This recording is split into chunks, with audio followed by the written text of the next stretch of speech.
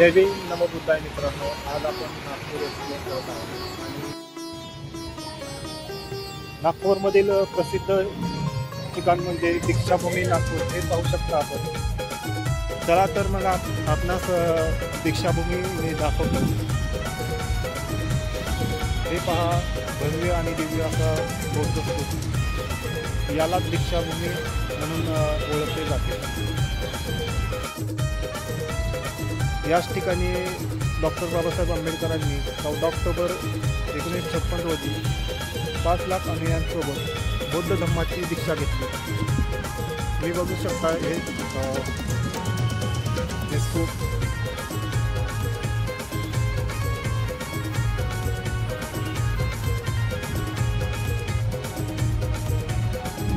Buddhist लोकांसाठी हे स्वर्गापेक्षा कमी नाही. अत्यंत भव्य आणि दिव्य असं बौद्ध स्तूप आहे.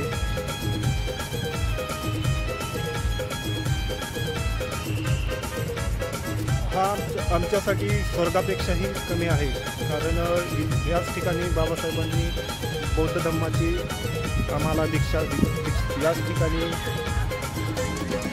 5 लाखांहून जास्त भीमानुयायी डॉक्टर बाबासाहेब आंबेडकर आणि तथागत गौतम बुद्ध यांना त्रिवार अभिवादन करण्यासाठी येत असतात. हा परिसर अतिशय सुंदर आणि क्लीन आहे. आपण पाहू शकता.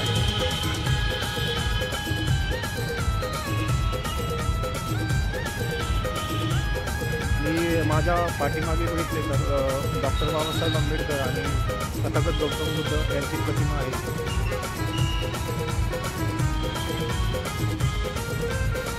आणि त्याच्या बाजूला की बोधी वृक्ष आहे.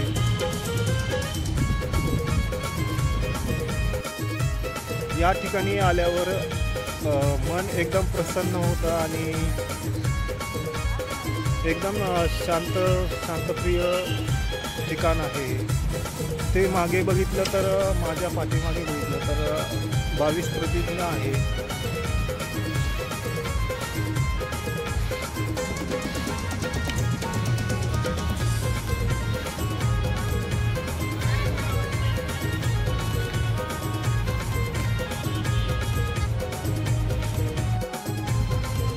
याच ठिकाणी डॉक्टर बाबासाहेब आंबेडकर यांनी बौद्ध धम्म दीक्षा घेताना त्यांच्या भाषणात त्यांनी असे म्हटले आहे की मी हिंदू म्हणून जन्मलो, हा काय माझा गुन्हा नाही, पण हिंदू म्हणून मरणार नाही, अशी घोषणा केली.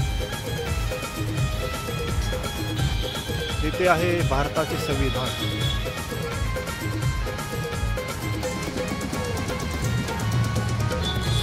अतिशय सुंदर आणि स्वच्छ परिसर आहे.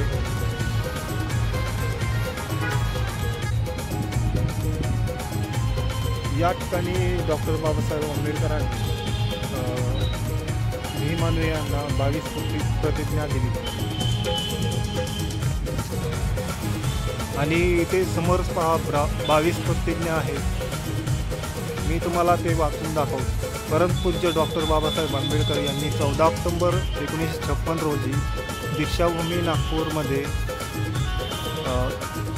धम्मदीक्षे प्रसंगी दिलेल्या 22 प्रतिज्ञा.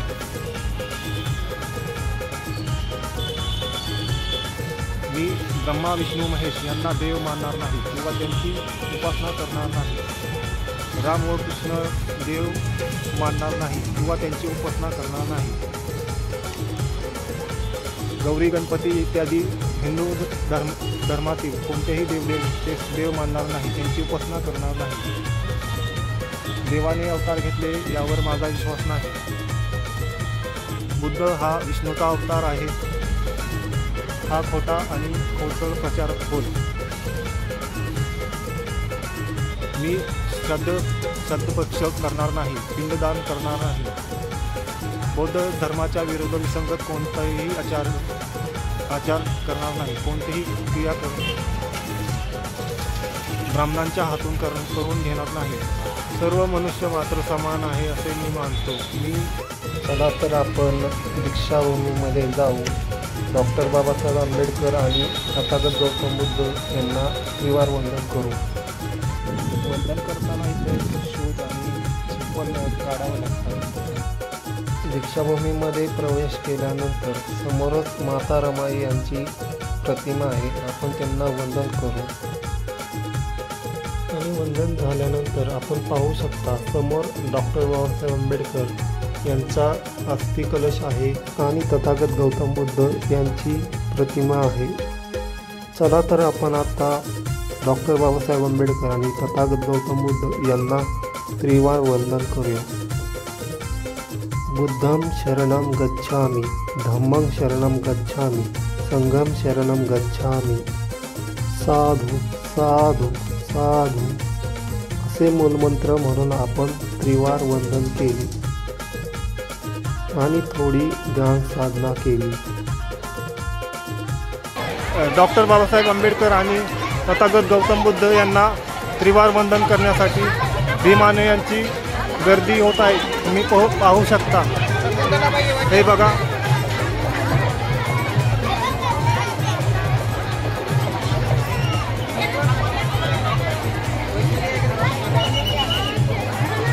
हे पहा आपले भीमाने तथागत गौतम बुद्ध आणि डॉक्टर बाबासाहेब आंबेडकरांना वंदन करण्यासाठी आले.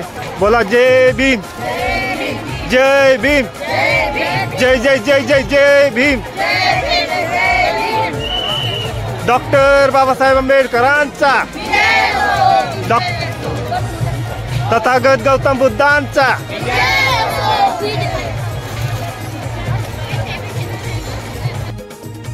चला तर मित्रांनो, हा व्लॉग आपण इथे संपवूया. तुम्हाला हा व्लॉग कसा वाटला नक्की शेअर करा.